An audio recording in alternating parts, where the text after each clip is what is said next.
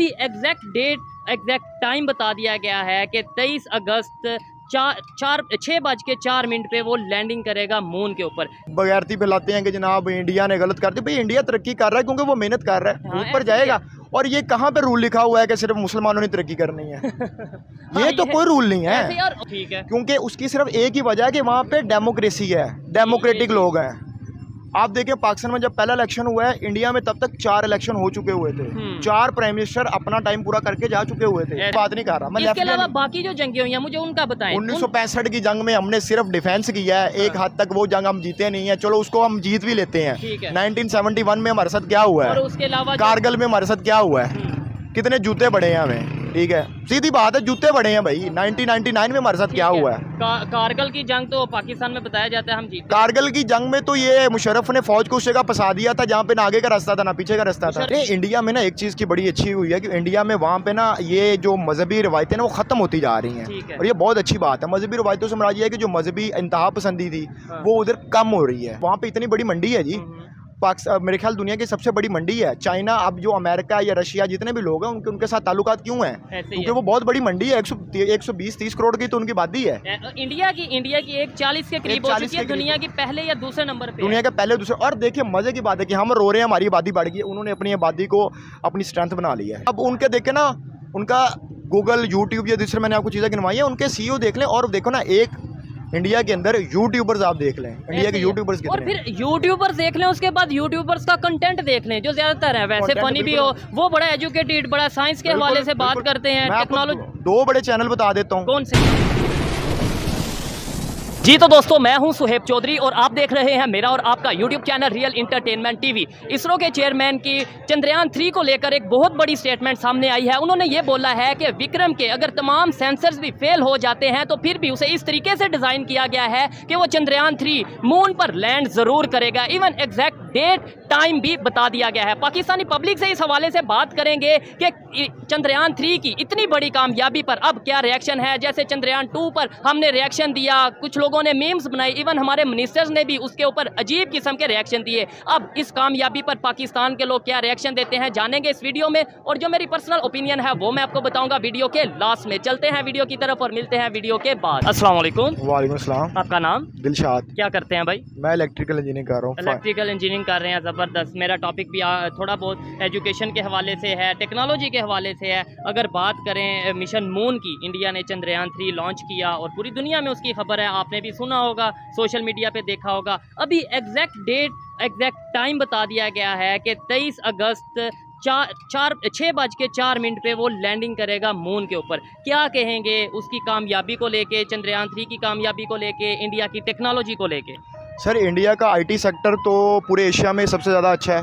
आप उनका गूगल का CEO देख लें, यूट्यूब का CEO देख लें, वो इंडियन ही है। ठीक है। और उनकी एक यूनिवर्सिटी है IIT, बहुत मशहूर यूनिवर्सिटी है उनकी, और उनका जो IT का लेवल है उसको तो हम मैच नहीं कर पा रहे। लेकिन स्पेस टेक्नोलॉजी की, जैसे अगर हम अभी बात कर रहे हैं मिशन मून के हवाले से, स्पेस टेक्नोलॉजी में भी अब वो अपना नाम बनाते नजर आ रहे हैं। जी, स्पेस टेक्नोलॉजी को भी आप इंफॉर्मेशन टेक्नोलॉजी से लिंक कर रहे हो ना आजकल। अच्छा। वो उसके बगैर तो वो भी मुमकिन नहीं है ना, क्योंकि आप मशीन लर्निंग इसके अंदर यूज होती है, इसके अंदर आर्टिफिशियल इंटेलिजेंस यूज होती है, तो वो सारी कंप्यूटर साइंस की फील्ड और इन्फॉर्मेशन टेक्नोलॉजी की फील्ड है। ठीक हो गया। तो उसके साथ लिंक करती हैं। देखिए वो कम से कम ट्राई कर रहे हैं। असल में मसला ये है कि पाकिस्तान का और उनका अलमिया ये है कि हम जो हैं वो अभी तरक्की पजीर ही हैं।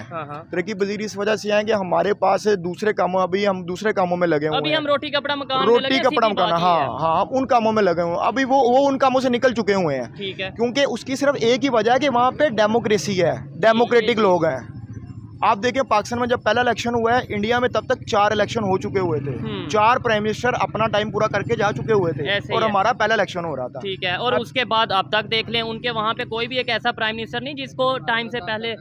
वो मैं अभी सोशल मीडिया पे सुन रहा था, वो कह रहे थे कि पाकिस्तान का नारा क्या, वो कह रहे थे कि असम्बली तोड़ तख्त पे आ। तो वो मैं अभी सुन रहा था। तो भाई देखिए, जब तक डेमोक्रेसी नहीं होगी, देखो ना, जब डेमोक्रेटिक लोग आते हैं ना ऊपर, अब एक डेमोक्रेटिक बंदा है ना, जब वो लोगों के पास जाता है उसको पता है कि यार मैंने 5 साल बाद लोगों के सामने अकाउंटेबल होना है। ऐसे ही है। ठीक है, बेशक वो जितना मर्जी गंदा पॉलिटिशियन है, लेकिन जो एक जर्नैल है या जो एक फौज का बंदा या डिक्टेटर है, उसको पता है मैंने अकाउंटेबल ही नहीं होना। हाँ, मैंने तो बाद में ये कहना है, हम तो मजबूरन आए थे क्योंकि पॉलिटिशियन अच्छा काम नहीं थे कर रहे, उनसे कोई सिस्टम चल नहीं रहा, तो हमें आना पड़ा। मुझे ये बताएं, आप एज ए पाकिस्तानी क्या कहेंगे जब चंद्रयान 2 उस तरीके से कामयाब नहीं हुआ, मतलब 100% सक्सेसफुल नहीं हुआ, तो पाकिस्तान में मीम बनाई गई, सोशल मीडिया पे ट्रेंड रहा कि भाई उन्होंने देखो क्या फ़ायदा हुआ इतने पैसे लगाने का। तो अब चंद्रयान 3 जिस तरीके से ऑलमोस्ट कामयाबी की तरफ नज़र आ रहा है, हमें समझ लें कामयाब हो चुका है, तो अब पाकिस्तान के लोग, पाकिस्तान की पब्लिक इस कामयाबी पे क्या कहना चाहिए? तो ये जो लोग मीम बना रहे थे, इन्होंने क्या बना लिया है? हाँ। इन्होंने क्या बना लिया? अब हमारे यहाँ तक के मोटरसाइकिलों को जो स्पेयर पार्ट्स वगैरह हैं वो भी बाहर से हम इंपोर्ट कर रहे हैं, चाइना से ज़्यादातर। ठीक है, चाइना से इंपोर्ट कर रहे हैं। हम एक बाइक असेंबल नहीं कर पा रहे यहाँ पे, ठीक है, गाड़ी असेंबल नहीं कर रहे। उन्होंने पिछले दिनों वो इलेक्ट्रिक कार भी असेंबल कर दी है, इंडिया ने की है, ठीक है। अब उन्होंने चंद्रयान 2 भेजा, उन्होंने कम से कम ट्राई तो की ना इस जगह पे। चंद्रयान 3 जैसे भेजा, उसके ऊपर वो कामयाबी की तरफ जा रहे हैं। बिल्कुल, वो इस तरह 23 अगस्त को मुझे तो उम्मीद है कि इंशाल्लाह 23 अगस्त को वो ले आएंगे, और खुश होना चाहिए। और ये जो लोगों के दरमियान ये बगैरती फैलाते हैं कि जनाब इंडिया ने गलत कर दी, भाई इंडिया तरक्की कर रहा है क्योंकि वो मेहनत कर रहा है, ऊपर जाएगा। और ये कहाँ पे रूल लिखा हुआ है कि सिर्फ मुसलमानों ने तरक्की करनी है? ये तो कोई रूल नहीं है। ऐसे यार करें, मैं कहता हूँ अच्छी बात है, हर कोई करे, लेकिन हम कहाँ पे तरक्की कर रहे हैं? आपने बात की मुसलमानों ने करनी है, पाकिस्तान इस्लामिक कंट्री है, बताएं हमने टेक्नोलॉजी में क्या किया, मुझे बता दें। अभी तक तो हमारे उलमा कराम पिछले 50 साल से ये फैसला कर रहे थे कि कैमरे की तस्वीर हलाल है या हराम है। ऐसे ही है, इनका मेंटल लेवल आप चेक कर लें। ठीक हो गया, आप जिस तरह बात कर रहे हैं फतवा भी लग सकता है। सर कोई मसला नहीं है, मैं तो उनको कहता हूँ कि पाकिस्तान की तरक्की में अगर 2-3 मसाइल है ना, तो सबसे पहला बड़ा मसला है फौज, दूसरे नंबर पे जजेस, तीसरे नंबर पे उलमा सू, और उलमा सू को कुरान पाक में कुत्ते की मिसाल दिया गया है।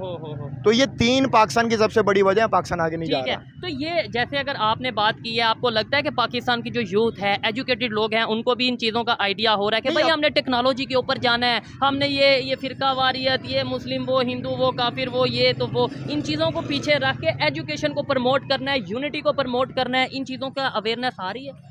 हाँ जी, इंशाल्लाह अब तो आ रही है। अब तो जैसे जैसे लोग एजुकेट हो रहे हैं, अब लोगों के अंदर बर्दाश्त भी आ रही है, अब लोगों के लिनियंसी भी आ रही है, पहले से काफ़ी फ़र्क है। पहले तो रवैये बहुत जारहाना थे, अब तो वो पहले सुन्नी भाभी के साथ बैठ के नहीं खाना खाता था, अब माशाल्लाह। मैं आपकी बात काट रहा हूँ, देखें आपने बोला कि चेंज आ रहा है, कैसे? अभी ये 3 दिन पहले की जड़ांवाला का जो वाक़या आपने सुना होगा, कितना अफसोसनाक वाक़या, किसी 1-2 की लोगों को नुकसान नहीं, 70-80 घरों को, क्रिश्चियन कम्युनिटी को नुकसान पहुँचाया गया है। तो उसमें हमारे नौजवान भी होंगे ना जिन्होंने नुकसान पहुँचाया, तो ये कैसा चेंज है? अच्छा सर, इसमें ना जो एक ना हमारा जो मजहबी रहनुमा होते हैं ना, वो इसमें बड़ा अहम किरदार अदा करते हैं। ये पिछले दिनों बेशक ये खादम हुसैन रिजवी साहब थे, उन्होंने टोका कल्चर मुतारफ कराया पाकिस्तान के अंदर, और वो टोका कल्चर अभी तक परवान चढ़ रहा है। ठीक है, शर्म आनी चाहिए इन लोगों को। एहतजाज करते हैं, गरीब लोगों की गाड़ियाँ तोड़ देते हैं। मैं बाइक पे जा रहा हूँ, एक स्टूडेंट आदमी हूँ, मेरी को गाड़ी तोड़ जाए, मेरे लिए तो वो मुसलमान क्या, वो काफिर से भी बुरा है। क्यों मुसलमान मेरी चीज़ क्यों तोड़ी? दूसरे नंबर पे आप सल्लल्लाहु अलैहि वसल्लम ने फरमाया है कि जनाब आप जब रास्ते पे जा रहे हो तो जो तकलीफदा चीज़ें उनको हटाएं, ना कि आप खुद तकलीफ बन जाएं, ठीक है। ये खादम हुसैन रिजवी के सारे बनाए हुए लोग, हम किसी का नाम नहीं लेते, ऐसे देखें फिर नफरतें बढ़ेंगी। नफरतें सर सिर्फ एक, क्या आपको लगता है सिर्फ उनकी वजह से? अगर टोका कल्चर, अब देखें ना, टोका कल्चर ये इन्होंने इंट्रोड्यूस करवाने वाले ही वो हैं। आज से 5-7 साल पहले, 10 साल पहले इतना ज़्यादा टोका कल्चर, खासतौर पर जब मुमताज़ कादरी ने असेसिनेट किया सलमान तासीर को, ठीक है। और मैं सलमान तासीर साहब को, बेशक मुझे इस बात पे कोई आकर मेरे से डिबेट कर ले, सलमान तासीर साहब ने कोई ऐसी बात नहीं की थी जिसमें गुस्ताखी थी। और इस बात को गांधी साहब, जावेद अहमद गांधी साहब, आपको पता होगा, एक इस्लामिक स्कॉलर हैं, उन्होंने सिर्फ इतनी बात की थी सलमान तासीर साहब ने कि जो पाकिस्तान का कानून इस टाइम है ना, खत्म नबूवत का कानून, वो इसलिए काला कानून है क्योंकि लोग अपनी जाती अना की खातिर लोगों को कत्ल कर देते हैं। ऐसे ही है ना, देखें इधर खड़े खड़े साबित होना चाहिए। और ये मैं बहुत बार कह चुका हूँ कि इधर खड़े खड़े देखो, आपके ऊपर ये भाई ही कोई बात कर देते हैं, इसने गुस्ताही किया, कोई देखेगा नहीं, कोई सुनेगा नहीं, वो कहेगा बस इसने किया, इशारा कर दो किसने किया, वो आपकी तरफ आएंगे, अटैक करेंगे, बात खत्म। अब देख, इसकी सबसे बड़ी वजह ये है ना, अब लोगों को हदीस सुनाएगी, मनसब्बा नबिय्यन फक्तुलू, बड़ी मशहूर, हमने सुनी है। ये नारा लगता है, मेरे साथ एक आलिम बैठ के डिबेट कर ले, वो हदीस ही ज़ईफ है, वो हदीस ही नहीं है। अच्छा, मनसब्बा नबिय्यन फक्तुलू, वो कोई हदीस है ही नहीं। और उसकी सबसे बड़ी मिसाल मैं देता हूँ, उर्दू में मतलब क्या है कि सर, मनसब्बा नबिय्यन फक्तुलू, कि जो नबी को गुस्ताखी करेगा उसको कत्ल कर दो, ये हदीस है। अब इनकी ये खादम हुसैन रिजवी साहब, ये जो भी ये बरेलवी हज़रात जो हैं, वो ज़्यादातर इस मामले को उठाते हैं। तो इनकी फ़िक़्ह हनफ़ी में लिखा हुआ है कि जब कोई गुस्ताखी करेगा पहले उस पर तौबा पेश की जाएगी। ये पेश करते हैं तौबा? ये फिका हनफी को फॉलो करते हैं ना। मतलब देखें, जब एक जुल्म की तरफ हम जाएंगे या जबर की तरफ जाएंगे तो वो थोड़ा सा बात किसी और तरफ चल जाएगी। खैर, मजहब को लेके इतना नॉलेज नहीं है, हम टेक्नोलॉजी की बात कर रहे थे। मजहब को डिस्कस अगर करेंगे तो शायद आप भी स्टूडेंट हैं, मैं भी स्टूडेंट हूँ, कुछ ऐसा ना बोल दें कि जिसकी वजह से किसी को कोई बात बुरी लगे। हम टेक्नोलॉजी के ऊपर आते हैं, क्या वजह है कि वो आगे चले गए इंडिया वाले। ये मैं हर एक से बात करता हूँ, लेकिन इनसे बात करने का मकसद ये है कि काफ़ी ज़्यादा एजुकेटेड लग रहे हैं। क्या वजह वो आगे चले गए? सर, उसका एक तो उनका जो तालीमी निज़ाम है वो मॉडर्न है, ठीक है, और दूसरे नंबर पे उनका जो उनके अंदर जो इन्फॉर्मेशन टेक्नोलॉजी का उनके अंदर जो एक स्कोप बना हुआ है वो हम उसको मैच नहीं कर पा रहे। अब देखिए हमारे लाहौर के अंदर कितने IT सेक्टर्स हैं। हमारा लाहौर अरफा क्रीम टावर के अंदर तो मैं खुद पढ़ता हूँ, मैं वहाँ से फाइनल ईयर मैं इंफॉर्मेशन टेक्नोलॉजी यूनिवर्सिटी से कर रहा हूँ। मेरा फाइनल ईयर है, 6 सेमेस्टर कंप्लीट हो गया मेरे। तो वहाँ पे भी इतना कोई खास नहीं है, वहाँ पे भी पाइथन सिखा रहे हैं, मशीन लर्निंग सिखा रहे हैं, जो चीज़ें पहले सीखते आ रहे हैं वही चीज़ें सिखा रहे हैं। कोई नहीं। अब मुझे देखे ना, मेट्रोपॉलिटन शहर है लाहौर, कितने IT सेक्टर यहाँ पे बनाए हुए हैं, कोई IT सेक्टर नहीं है। आप लैब देख लें, इंडिया में तो प्रॉपर IT हब हैं, वहाँ पे तो प्रॉपर सिटीज़ हैं जिनको IT के हवाले से जाना जाता है। बिल्कुल जाना जाता है। अब उनके देखे ना, उनका गूगल, यूट्यूब, ये दूसरे मैंने आपको चीज़ें गिनवाई है, उनके CEO देख लें। और देखो ना, एक इंडिया के अंदर यूट्यूबर्स आप देख लें, इंडिया के यूट्यूबर्स कितने, और फिर यूट्यूबर्स देख लें, उसके बाद यूट्यूबर्स का कंटेंट देख लें जो ज्यादातर है, वैसे फनी भी हो, वो बड़ा एजुकेटेड, बड़ा साइंस के हवाले से बात करते हैं, टेक्नोलॉजी। 2 बड़े चैनल बता देता हूँ। कौन से? कोड विद हैरी, ये इंडियन एक है, बिल्कुल मैं जानता हूँ, हैरी लड़का है, वो प्रोग्रामिंग सिखाता है लड़कों को और बहुत अच्छी सिखाता है, और वो पाकिस्तान के लोग भी फायदा उठाते हैं, पाकिस्तान के लोग भी फायदा उठा रहे हैं। उसके बाद एक अपना कॉलेज चैनल है। क्या? अपना कॉलेज, वो भी इंडियन श्रद्धा। हाँ, श्रद्धा वो लड़की है एक, और उसके साथ एक लड़का होता है, वो कंप्यूटर साइंस का सारा नॉलेज उधर पड़ा हुआ है। जबरदस्त। और आप वहाँ से, मतलब जहाँ पे कोई मुश्किल आती है वहाँ से आप वहाँ पे सीख सकते हैं। आजकल के दौर में ना जी, तालीम हासिल करना बहाना नहीं रहेगा, तालीम आजकल हर बंदा हासिल कर सकता है। जबरदस्त। अच्छा, जिस तरीके से आपने बोला कि इंडिया के यूट्यूब चैनल हैं, उधर से भी हम फायदा उठा सकते हैं अगर हम रिलेशन बेहतर कर लें। देखें, आज वो मून पे भी जाते नजर आ रहे हैं, मून पे भी पहुँच गए और पूरी दुनिया में उनका इस टाइम नाम हो रहा है, रिस्पेक्ट हो रही है। आज भी अगर हम अपनी गलती को मान लें कि हाँ भाई हमारे से कुछ मिस्टेक्स हुई हैं और अपने रिलेशन बेहतर कर लें, उनसे एजुकेशन हासिल करें, उनसे हम सीखें, उनको बड़ा भाई समझ के उनसे चीज़ें समझें।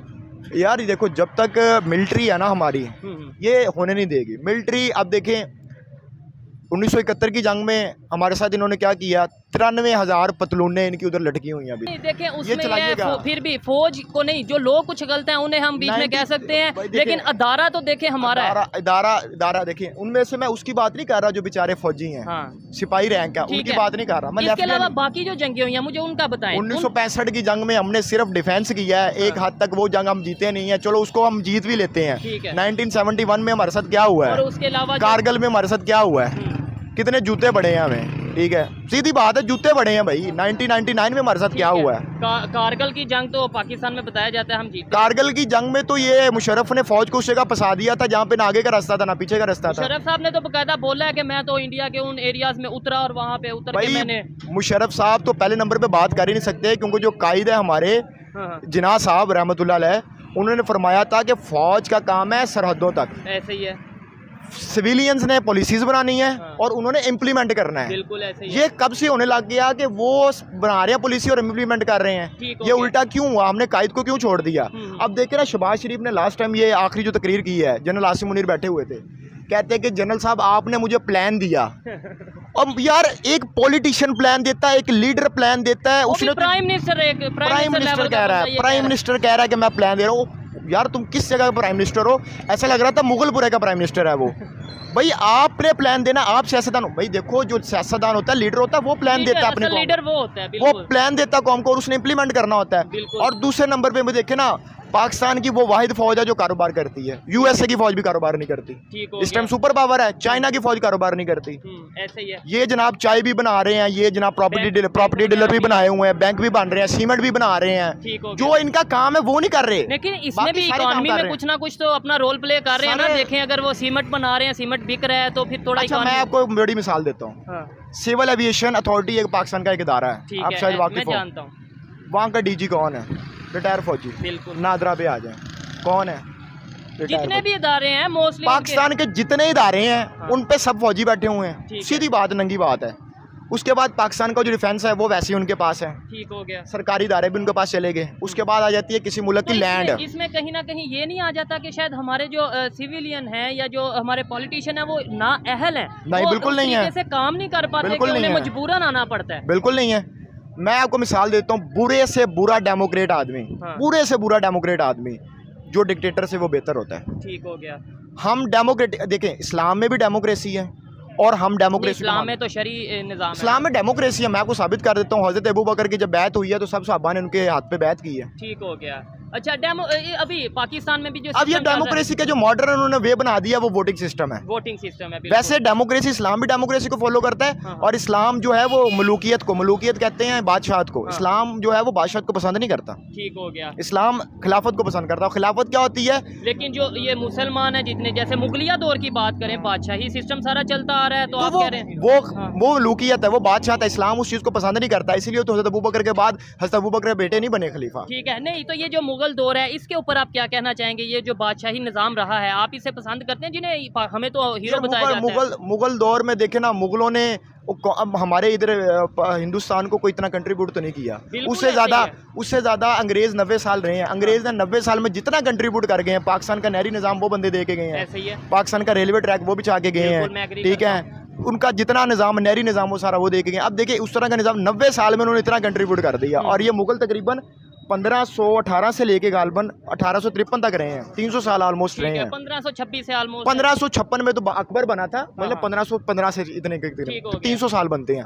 इन 300 सालों में इन्होंने कोई कंट्रीब्यूट नहीं किया। अपनी इन्होंने यशियां की हैं, बाकी सारी चीजें की हैं, लाल किला बना दिया और शाही स्त्री। अब देखे ना, वो अब ये जो बना हुआ है, ये बादशाही मस्जिद बना दी, ये चीजें तमीरात तो इन्होंने की हैं। लेकिन उस वक्त पे भी आप देख लें, उस वक्त जो था वो हमारा शरह ख्वानगी कितनी थी उस टाइम पे, जब ये बादशाही मस्जिद बना रहे थे, शाही किला बना रहे थे, उस टाइम पे जो अंग्रेज हैं वो यूनिवर्सिटीज के ऊपर काम कर रहे थे, वो एजुकेशन सिस्टम को प्रमोट कर रहे थे, ऑक्सफोर्ड बना रहे थे, कैम्ब्रिज बना रहे थे, और हमारे हार्वर्ड बन रही थी। हार्वर्ड यूनिवर्सिटी उनकी इतनी पुरानी है, कैम्ब्रिज है, ऑक्सफोर्ड है, न्यूजीलैंड के अंदर एक सबसे बड़ी पुरानी यूनिवर्सिटी। यहाँ पे हिरन मीनार बन रहा होगा, हमारे हिरन मीनार बन रहा था, बादशाही मस्जिद बन रही थी, ये जनाब लाल किला बन रहा था, ये जो किला इन्होंने बनाया वो लाहौर का वो बन रहा था।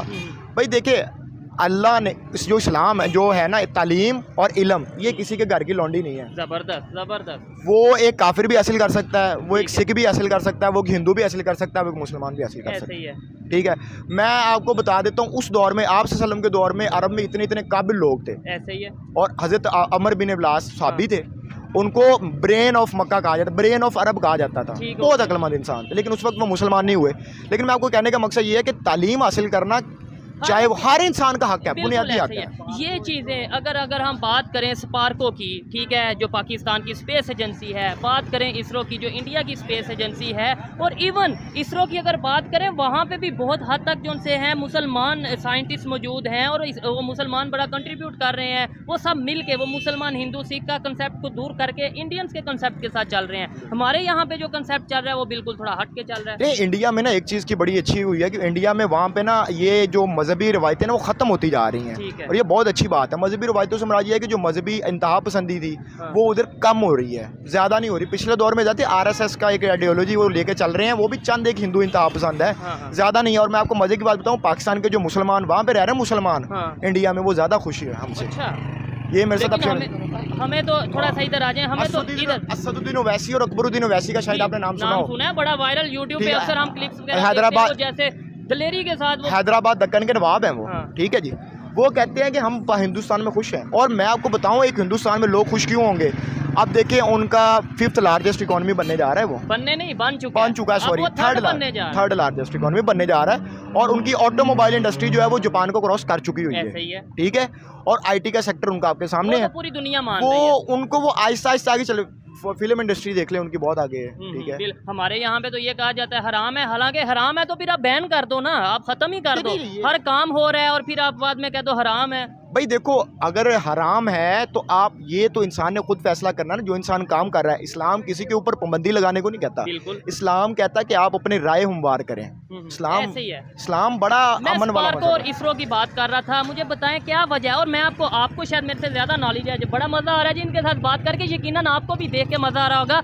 आपको मेरे से ज्यादा शायद नॉलेज हो। अगर स्पार्को की बात करें, सुनने में आया कि 8 साल पहले, इसरो से 8 साल पहले काम शुरू कर चुके थे, स्टार्ट कर चुके थे। इसरो 8 साल बाद उन्होंने अपना वर्क स्टार्ट किया। आज इसरो कहाँ पे है? दुनिया की बड़ी स्पेस एजेंसीज में उनका शुमार होता है, और स्पार्को कहाँ पे है?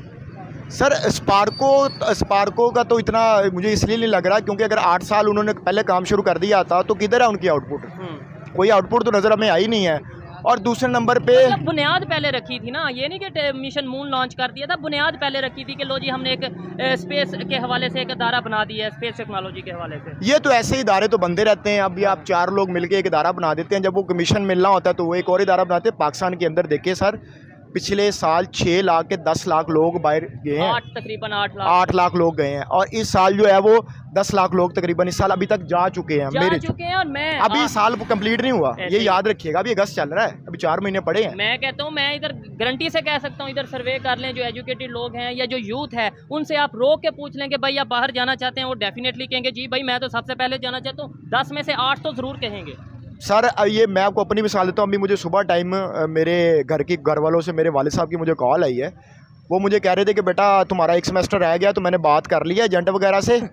ये मैं आपको अपनी सच्ची बात बता रहा हूँ कि मैंने आपको कनाडा भेज देना है, ठीक है, उधर जाके आप अपना मास्टर्स करो इलेक्ट्रिकल इंजीनियरिंग में, और आपका प्रोसेस कंप्लीट करवा और आईलेट्स की तैयारी शुरू करो। ये मैं अपने आप, और ये हर घर क्या है, हर घर की ये कहानी है। और जो नहीं जा रहा वो इस वजह से नहीं जा रहा कि उसके पास पैसे नहीं है के लिए, उसके पास पैसे नहीं है बाहर जाने के लिए। जाहिर है फिर डॉलर जो है वो बढ़ रहा है, तो पाकिस्तानी रुपया डीवैल्यू हो रहा है, तो ज्यादा पैसे लग रहे हैं। पहले किसी दौर में 10-15 लाख में बंदा ऑस्ट्रेलिया चला जाता था, और आप कितने में? अब तकरीबन 30 लाख 25 लाख 30 लाख में गेम चली गई है, और कनाडा की तो 60 लाख में चली गई है। हो गया, अच्छा लगा बात करके। लास्ट में बस मुझे ये बता दें, हमें सीखने की जरूरत है। देखें बड़ी बातें की हैं, कुछ जज्बात में आगे भी भाई ने बातें की हैं, लेकिन काफ़ी हद तक ऑथेंटिक बातें की हैं। लास्ट में ये बता दें, हमें सीखना चाहिए, नो डाउट अप्रिशिएट करना चाहिए। हमने किया भी, इंडिया को अप्रिशिएट करते हैं, करना भी चाहिए, लेकिन सीखने की ज़रूरत है। क्यों नहीं सीख लेते? क्यों इंडिया का नाम सुन के या इंडिया की बात करके ही पाकिस्तान में ये कहा जाता है ये यार इंडिया की बात कर रहा है, ये तो गद्दार, ये तो एजेंट, ये तो काफर, ये तो ये। सर अगर डेमोक्रेसी हो ना दोनों तरफ, अब उनकी तरफ तो डेमोक्रेसी है, हमारी तरफ अगर डेमोक्रेसी हो ना, तो 2 लीडर्स अगर बैठ जाए, जैसे भी इमरान खान था या कोई भी लीडर हो, नवाज शरीफ डेमोक्रेटिक लीडर हो, वो जाके इनके साथ बैठे, इनके साथ अपने एग्रीमेंट साइन करे, उनको कहो कि भैया मिलके काम करते हैं। और जो इस तरह के लोग इंतहा पसंद हैं, जो उधर भी हैं इधर भी हैं, दोनों तरफ हैं, उनको पकड़ के उल्टा लटकाएं। जबरदस्त। और देखें ट्रेड हम आपस में क्यों नहीं कर रहे सर, हमें ट्रेड करने में मुशर्रफ साहब और वाजपेयी साहब के दौर में, मनमोहन साहब के दौर में कोशिशें की गई। हाँ थोड़ी उस टाइम पे हुई थी, मामला तो कुछ आगे चले थे, लेकिन फिर वो रुक गए। लेकिन वो 2008 में फिर अटैक हुआ वहाँ पे, जिसकी वजह से उनमें दोबारा से गमो गुस्सा आया और उन्होंने कहा कि भाई हम दोबारा वो मामला खराब हो गए। अब देखें ना हमारी ट्रेड हम एक दूसरे के साथ कितनी आसानी से कर सकते हैं, और ज्यादा फायदा किसको है ट्रेड का? पाकिस्तान को फायदा है, क्योंकि वहाँ पे इतनी बड़ी मंडी है जी। मेरे ख्याल दुनिया की सबसे बड़ी मंडी है चाइना। अब जो अमेरिका या रशिया जितने भी लोग हैं उनके साथ ताल्लुकात क्यों हैं? क्योंकि वो बहुत बड़ी मंडी है, 120-130 करोड़ की तो उनकी आबादी है। इंडिया की 140 के करीब हो चुकी है, दुनिया की पहले या दूसरे नंबर पे, दुनिया के पहले दूसरे। और देखिए मजे की बात है कि हम रो रहे हैं हमारी आबादी बढ़ गई है, उन्होंने अपनी आबादी को अपनी स्ट्रेंथ बना लिया है। हाँ यही चीज़ है, एजुकेशन के हर चीज़ के थ्रू उन्होंने अपनी आबादी को। आप देखिए उनका जो बच्चे हैं ना, इंडियंस बच्चे जो थोड़े बहुत पढ़े लिखे हैं, 15-16 साल के लड़के, वो घरों बैठे डॉलर्स कमा रहे हैं। ऐसे ही है, कोई यूट्यूब से कमा रहा है, कोई ग्राफिक डिजाइनिंग से कमा रहा है, कोई मशीन लर्निंग से कमा रहा है, कोई पाइथन से बना रहा है। मतलब उनके जो बच्चे हैं, ज्यादातर बच्चे वो कमा रहे हैं क्योंकि उनमें अवेयरनेस उस तरीके से दी गई है, जबकि हमारे यहाँ पे वो अवेयरनेस की बहुत ज्यादा कमी है। तो अभी तक कहते हैं कि ऑनलाइन काम फ्रॉड होता है। अभी तक ये हम खुद करते हैं तो इसलिए हमें लगता है। हाँ ये साइकिल चल रही है अभी भी। वो सही कहते हैं ना, क्योंकि पाकिस्तान में किया जाता, अमेज़न में क्या किया जाता पाकिस्तान? बिल्कुल ऐसे अमेज़न उन्होंने बैन भी कर दिया था पाकिस्तान पिछले दिनों, इसी वो 8,000 अकाउंट भी सस्पेंड किए थे उन्होंने। ये पाकिस्तानी हर जगह जाके दिखाते हैं कि हम पाकिस्तानी हैं। ठीक है, आप भी वैसे पाकिस्तानी हैं। अब आपको नहीं लगता कि ज्यादा आप गुस्से में आ गए हैं? नहीं, गुस्से में आने की बात नहीं है भाई। देखिए यहाँ का जो एक मुस्लिम लीडर होता है, एक तो हमारे मजहबी लीडर हमें कोई नहीं मिले, दूसरे नंबर पे जो हमें दूसरे पॉलिटिकल लीडर मिले उनको चलने नहीं दिया गया। आप शुरू हो जाएं जिन्ना से रहमतुल्लाह अलैह, ठीक है, और मैं तो जिन्ना साहब को रज़ी अल्लाह तआला नाम भी कहने को तैयार हूँ, ठीक है। और वो देख लें उनके साथ टेक्नोलॉजी के हवाले से बात कर रहे हैं, अगर आप आएंगे तो अच्छा उनके साथ क्या उनके साथ हमने क्या किया है, एम्बुलेंस उनको खराब दी गई। उनका मर्डर हुआ है, मेरे हिसाब से तो उनका मर्डर हुआ। लियाकत अली खान साहब मर्डर हुआ, वो तो क्लियर है ना। आगे चले अपना जो उनकी बहन थी फातिमा, क्या नाम था उनका? फातिमा जिन्ना के ऊपर तशद्दुद के निशानात थे उसकी बड़ी। यार उनके ऊपर इल्जाम क्या था? गद्दारी का इल्जाम यार, इंडिया के साथ गद्दारी। यार। और मैं समझता हूँ कि उस टाइम मारने वाली कौम, उसको भी सुभान अल्लाह। ठीक है, इधर आ जाए थोड़ा सा, वो ट्रैफिक की वजह से। ठीक है, और सुभान अल्लाह। और फिर देखें उसके बाद वो चली गई। उसके बाद जुल्फकार अली भुट्टो एक लीडर आया, ठीक है। 100 इख्तलाफात हो सकते हैं आपके उसके साथ हमने क्या किया, जुडिशियल मर्डर किया उसका। जुल्फकार अली भुट्टो के बाद अब ये नवाज शरीफ आया, नवाज शरीफ की उन्होंने पॉपुलैरिटी देखी, उसकी हुकूमत गिरा दी। मैं किसी पार्टी का सपोर्टर नहीं हूँ। ये नहीं वो कह रहे कि भाई ये अच्छा लीडर था, बुरा लीडर था, वो ये कह रहे हैं जो भी लीडर ऊपर आया, डेमोक्रेटिक लीडर जो भी ऊपर आया, डेमोक्रेटिक रिवायत को चलना चाहिए। हर बंदा 5 साल पूरे करे, पार्लियामेंट अपनी मुद्दत पूरी करे, तभी अब देखिए पाकिस्तान के अंदर इन्वेस्टमेंट क्यों नहीं आती, पाकिस्तान में पोलिटिकल स्टेबिलिटी नहीं है, लोग ट्रस्ट नहीं करे यहाँ पे। तो कोई पता नहीं। अब जनरल जियाउल देख लें, उसने जी 3 आके टीवी पे बैठा जी, हमने भुट्टो साहब की हुकूमत खत्म कर दी है, 90 दिन के अंदर इलेक्शन करा रहे हैं। उसके 90 दिन 11 साल बाद जाके पूरे 90 दिन 11। लेकिन ज़ियाउल हक साहब की बात करें, वो भी तो उनको जिस तरीके से उनकी डेथ हुई या जो भी उनके साथ हादसा हुआ। देखें तो ये जो इस मुल्क की एजेंसियां या जो फौज या जो भी इसके थिंक टैंक्स हैं ना, वो यूज करते हैं तब तक जब तक एक वो मिसाल देते हैं ना, गांव के अंदर मिसाल देते हैं, बड़ी गंदी मिसाल है कि जब कुत्ता जो है ना वो मालिक को भौंकने लग जाए ना, तो उस कुत्ते को बाहर निकाल दो। वो ऐसे रखते हैं लोगों को, जब कोई उनके ऊपर भौंकना शुरू करता है या उनके ऊपर थोड़ा सा चढ़ना शुरू करता है तो फिर वो उसको फारिग कर देते हैं। ठीक है, खैर कत्ल की बात करें या इस तरीके से इंसिडेंट्स जो से इनकी बात करेंगे तो इंडिया में भी हमें नजर आए हैं। इंदिरा गांधी की अगर बात करें, उनके साथ भी एक इंसिडेंट हुआ। इसके शास्त्री लाल बहादुर शास्त्री थे, उनके जो वाक़या है वो भी सबके सामने। मतलब ये चीज़ें तो होती हैं, लेकिन एट द एंड हमें देखना ये है कि पाकिस्तान की स्टेज पे है आज से 76 साल पहले जी। पाकिस्तान सिर्फ और सिर्फ एक तरीके किया जा सकता है, वो है प्योर डेमोक्रेसी। डेमोक्रेटिक निज़ाम के अलावा इस टाइम कोई निज़ाम काबिल कबूल नहीं है। अच्छा, क्या मैसेज देना चाहेंगे जो यार मैं आपको यही मैसेज देना चाहूँगा, 1 मिनट का मैसेज मैं आपको यही देना चाहूँगा कि भाई अदम बर्दाश्त ना पैदा करें, बर्दाश्त पैदा करें अपने अंदर, एक दूसरे को सुनने की, एक दूसरे को समझने की कोशिश करें। और ख़ास तौर पर ये जो जड़ावाला में वाक़या हुआ है वो बड़ा अफसोस हुआ है। वो मसीही भाई, वो हमारे भाई बहन है, ठीक है, हम उनसे बड़ा प्यार मोहब्बत करते हैं। हमारे यहाँ माइनॉरिटीज़ को बड़ी इज्जत की निगाह से देखा जाता है। और हम और मसीही वही लोग हैं, ये वही मसीही लोग हैं जो 14 अगस्त को आज़ादी के जो वो जश्न मना रहे थे, झंडे लहरा रहे थे, अपना जिस्म में 14 अगस्त के वाले से कपड़े पहने हुए थे, और उनकी वो वीडियोस वो जो फोटोज वायरल हुई हैं। कैसा इमेज जाएगा इंटरनेशनल लेवल पे? आप देख लें किस तरह का इमेज जाएगा। और वो मसीही बरादरी और मसीही बरादरी के पाकिस्तान बनाने के अंदर बड़ी कंट्रीब्यूशंस हैं, ठीक है। और पाकिस्तान की एक वो जस्टिस है, जस्टिस कार्नेलियस मेरे ख्याल उनका नाम है, वो भी एक मेरे ख्याल क्रिश्चियन ही थे, ठीक है। उसके बाद फॉर्मन क्रिश्चियन कॉलेज हमारे इधर लाहौर में है। तो क्रिश्चियन बरादरी की हमारे यहाँ बहुत कंट्रीब्यूशन है। बिल्कुल ऐसे ही है, क्रिश्चियन छोड़ के हिंदुओं की बड़ी कंट्रीब्यूशन। और दूसरे नंबर पे मैं आपको, हमारे तो हीरोज बहुत से, अगर आज़ादी की प्रॉपर गोरों से आज़ादी की बात करें तो कितने फ्रीडम फाइटर्स हैं जो हिंदू कम्युनिटी से मेजोरिटी ज्यादा उधर हिंदू कम्युनिटी से थे।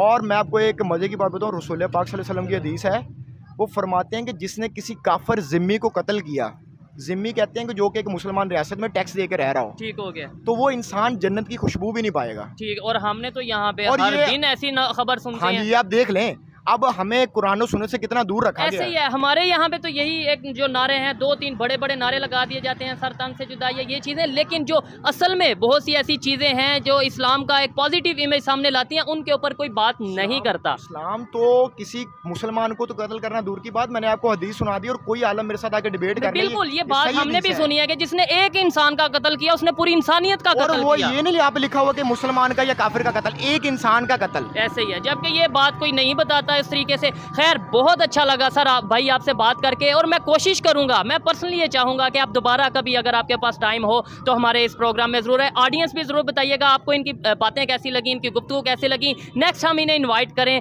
या ना करें, जरूर बताइएगा। बहुत शुक्रिया जी।